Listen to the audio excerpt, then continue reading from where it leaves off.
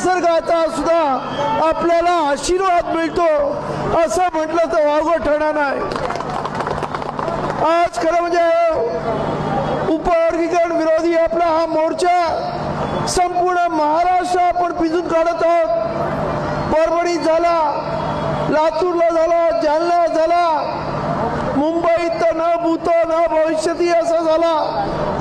याच्या पुढे सोलापूर आहे, धाराशिव आहे, पुण्याला सुद्धा होणार आहे। अनेक जिल्ह्यामधून आणि तालुक्यामधून हे मोर्चे होणार आहेत आणि प्रचंड ताकदीने होत आहेत। आज न भूतो न भविष्यती अशा पद्धतीनं अनुसूचित जाती मधल्या 59 जातींची अभेद्य अशी एकजूट आपण पाहत आहोत। किंबहुना बाबासाहेबांनंतर पहिल्यांदाच अशा पद्धतीनं सर्व अनुसूचित जातीची मंडळी एका स्टेजवर येऊन बाबासाहेब आंबेडकरांच्या विचारावरती आपल्या हक्कांच्या रक्षणासाठी एकत्र आलेली आपण पाहतोय। हे खरं म्हणजे बाबासाहेब आंबेडकरांनी केलेल्या कार्याचं फलित आहे हे लक्षात घ्या। आज आपल्याला रस्त्यावर येऊन भांडावं लागतंय, त्या काळी एकट्या बाबासाहेब आंबेडकरांनी एकट्याने आपल्याला आरक्षण दिलं, अख्ख्या देशामध्ये आरक्षण दिलं। त्याचा परिणाम म्हणून आज SC ST मधली माणसं कुठेतरी स्वाभिमानानं जगत आहेत, ताट मानेनं आज उभी राहिलेली आहेत। परंतु हे काही मनुवाद्यांना खुपत आहे की मंडळी आज आमच्या पुढे जातात की का अशी भीती वाटत आहे आणि म्हणून ही मंडळी आपल्याला आपलं आरक्षण काढून घेण्यासाठी विविध क्लुप्त्या करत आहेत आणि त्याच्यातलंच एक षडयंत्र आरक्षणामध्ये उपवर्गीकरण आणि म्हणजे आपसामध्ये भांडणं लावून द्यायची आणि मग कधी आपण एकत्र येणार नाही अशा पद्धतीनं ही मंडळ करत आहेत। मी माझ्या मातंग भावांना सांगू इच्छितो, आजपर्यंत आपण सर्व एकत्र गुण गोविंदानं एका ताटामध्ये खाल्लेला आहे। या मनुवाद्यांनी तुमची डोकी भडकवली असतील, परंतु विचार करा की या इथे ज्यांना मनुवादाने घेतलं त्यांना नंतर त्यांचे काय हाल केलं। इथे उद्धव ठाकरेंचं उदाहरण मी देतो। 2 जागा शहरात त्यांच्या पक्षाला त्यांनी सत्तेपर्यंत नेलं, आज त्यांचे काय हाल केले, उद्या तुमचे सुद्धा कुत्र्यासारखे हाल झाले तर मला आश्चर्य वाटणार नाही। आणि त्यामुळे उगाचच वाहत जाऊ नका। आज आपली जी अभेद्य एकजूट आहे ती एकजूट अशीच ठेवा जेणेकरून कोणाची माय आपल्यावरती अन्याय अत्याचार करणार नाही।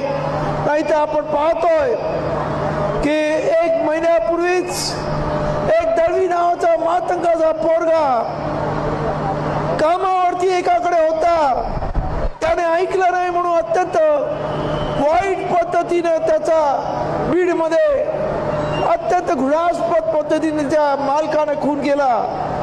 एकही माणूस तुमचा गेला नाही। आंबेडकरी समाजाचे कार्यकर्ते, आमचे बीडचे जिल्हा अध्यक्ष वीर पुरुषोत्तम आणि इतर सर्व मंडळी गेली। आम्ही कोर्टात केस दाखल करायला लावली। त्याच्या बायकोशी मी स्वतः बोललो, तिचं कच्चं असणारं घर ताबडतोब तिकडे असणाऱ्या सोशल वेलफेअर डिपार्टमेंटच्या अधिकाऱ्याशी चर्चा करून ताबडतोब घरकुल पास करून दिलं। 4.25 लाख रुपये पास करून दिले। एकही तुमचा नेता तेव्हा हा असं बोंबलणार आला नाही। ही परिस्थिती आहे। आपण एकत्र राहिलो तर इथे आपण टिकू, नाहीतर आपल्याला हे एकेकाला कोपऱ्यात घेऊन परत एकदा गुलामगिरीमध्ये टाकतील हे लक्षात घ्या। आणि त्यासाठी आपल्या सर्वांची एकजूट ही अत्यंत महत्वाची आहे। आपल्या या इथं आज आमचे मुख्यमंत्री म्हणतात की मी काय करू, सुप्रीम कोर्टाने निर्णय दिला आहे। हे बघा, सुप्रीम कोर्टाला जो निर्णय दिलाय आम्हाला सुद्धा वाचता येतो। त्यांनी ते ऐच्छिक ठरवलेलं आहे। ज्या सरकारांना करायचं असेल त्यांनी करावं, सर्वांनी करायलाच पाहिजे असं काही आदेश दिला नाही. आणि जर असा आदेश दिला असता तर मग अख्ख्या देशामध्ये वेगवेगळ्या राज्यामध्ये उपवर्गीकरण झालं असतं, पण ते होत नाहीये. त्यामुळं फडणवीस तुम्ही आम्हाला फसवू नका आणि आमच्या नादी सुद्धा लागू नका. कारण आज हा संपूर्ण अनुसूचित जातीचा माणूस 2011च्या जनगणनेनुसार 18% या महाराष्ट्रामध्ये असणारा आणि 2027 मध्ये माझ्या मते तो 20%पेक्षाही जास्त होईल. एवढं पॉप्युलेशन असलेल्या माणसाला जर तुम्ही उरावर घेतलं तर पुढच्या इलेक्शन मध्ये तुमचं काही खरं नाही. 20% SC आणि 20% मुस्लिम यांची तुमच्यावरती बायकॉट टाकला तर आपण कुठं जाऊ याचा पत्ता लागणार नाही. त्यामुळं उगाच हुशारा करण्याच्या प्रयत्नात राहू नका. तुमचा डाव आम्ही तुमच्यावरतीच पलटवलाय. कारण तुम्हाला वाटलं नव्हतं आंबेडकर वाद्यांना एकटं पाडू आणि इतर जातींना आपल्याबरोबर घेऊ. हे जर तुमचं षडयंत्र होतं ते आंबेडकर वाद्यांनी हाणून पाडलेलं आहे. आणि त्यामुळं माझं या सरकारला आव्हान आहे की आम्ही जंतर मंतरची 17-18 वर्षाची पोरं नाही की तुमच्या लाठ्या काठ्याने मार खायला.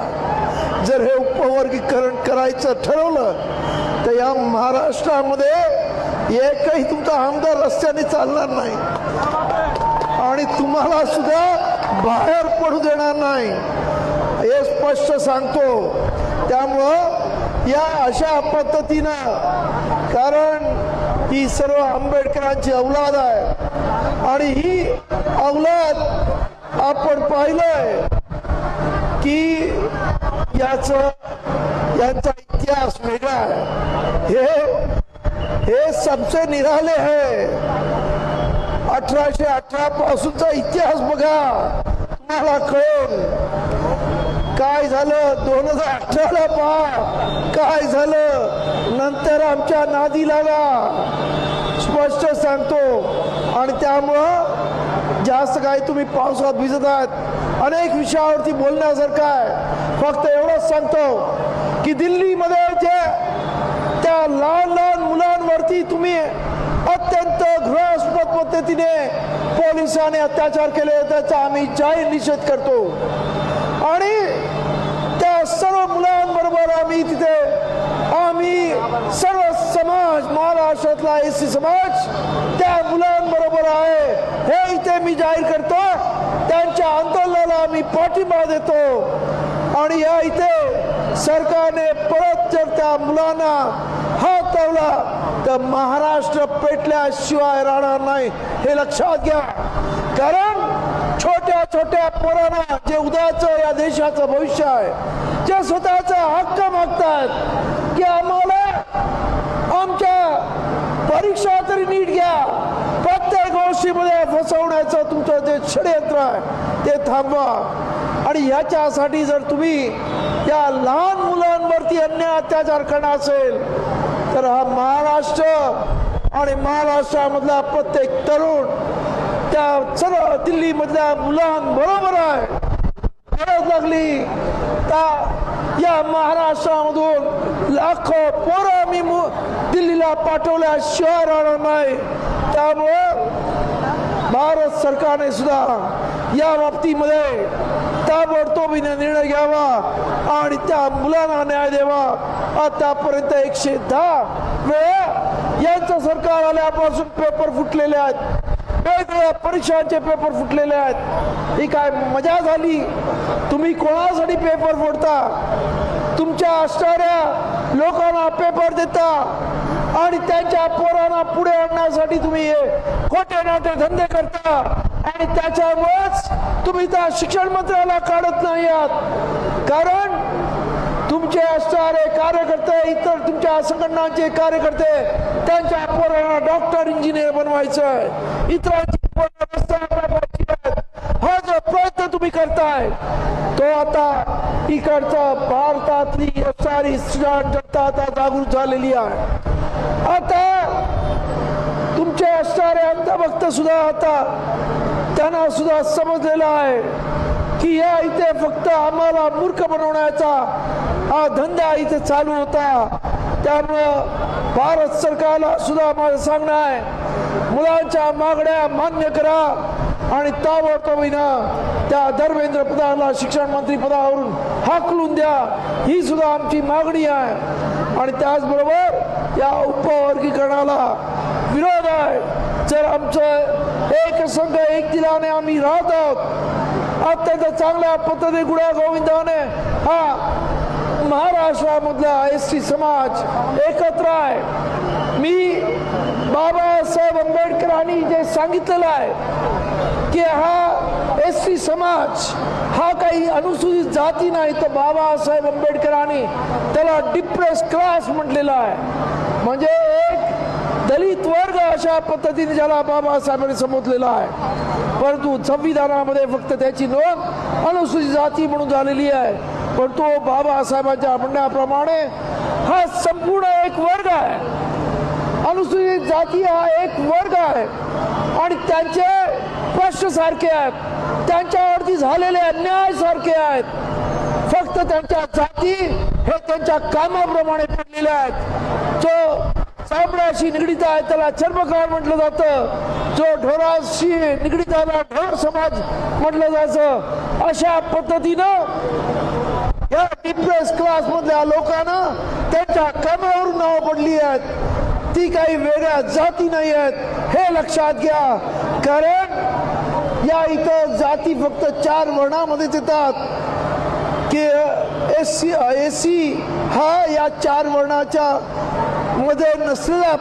म्हणजे तुम्हाला माहित असेल की 4 वर्ण म्हणजे ब्राह्मण, त्यानंतर येतो क्षत्रिय, तिसरा व्यापारी करणारा वैश्य आणि चौथा शूद्र म्हणजे ओबीसी ज्याला म्हटलं जातं. तेली माळी कोळी कुणबी हे येतात. आम्ही या जाती वर्णामध्ये येत नाही. आणि त्यामुळे बाबासाहेबांचं म्हणणं होतं की आम्ही ही सर्व मंडळी एक जाती एक जिन्सी आहेत, होमोजिनियस आहेत. आणि असं जजमेंट 2004 मध्ये सुप्रीम कोर्टाच्या 5 जजेसने सुद्धा दिलेलं आहे. दुर्दैवानं यावेळचं हे जे जजमेंट आलेलं आहे हे 6 वर्षाचं एक असं आलेलं आहे. पण मी तुम्हाला सांगू इच्छितो, सुप्रीम कोर्ट असो किंवा इतर कोणी असो, या देशामध्ये सर्वात मोठी ताकद कुठची असेल आणि सर्व ताकद कुठची असेल तर ती या देशातली जनता आहे. जनतेला नको आहे म्हटल्यावर तुम्ही आमच्यावर ठोकू शकत नाही, हे लक्षात घ्या. आणि म्हणून आपल्या सर्वांना माझं सांगणं आहे की आपली अशीच अभेद्य एकजूट ठेवा. याच्या पुढे सुद्धा आपल्यावरती अनेक अन्याय अत्याचारचे प्रसंग आले, वेगवेगळ्या आपल्या मधल्या असणाऱ्या भावंडांना आले, एक दिलानं एक विचारानं त्याला करण्यासाठी आपली ही अभेद्य एकजूट अशीच कायम ठेवूया ही अपेक्षा करतो. आणि आज एवढ्या मोठ्या संख्येने आपण पिंपरी चिंचवड वासीय या पावसाची तमा न बाळगता इथं आलात. या इकडे असणारे सर्व कार्यकर्ते माझ्या बरोबर आलेले, या चर्मकार समाजाचे बाबूराव माने, अनेक त्यांचे कार्यकर्ते इथे आहेत. आणि सर्वच वेगवेगळ्या गटातटामधून असणाऱ्या आंबेडकरी चळवळीचे कार्यकर्ते, या सर्वांना मी धन्यवाद देतो की आपण सर्व एकजूट करून खऱ्या अर्थानं परत एकदा आंबेडकर चळवळीला एक दिशा आणि गतिमान करण्याचा प्रयत्न केला. त्याबद्दल आपल्या सर्वांना मनापासून धन्यवाद. आणि अशीच ही एकजूट कायम ठेवा एवढंच मी इथे आपल्याला विनंती करतो आणि आपली रजा घेतो, माझ्या वाणीला विराम देतो. धन्यवाद. जय भीम.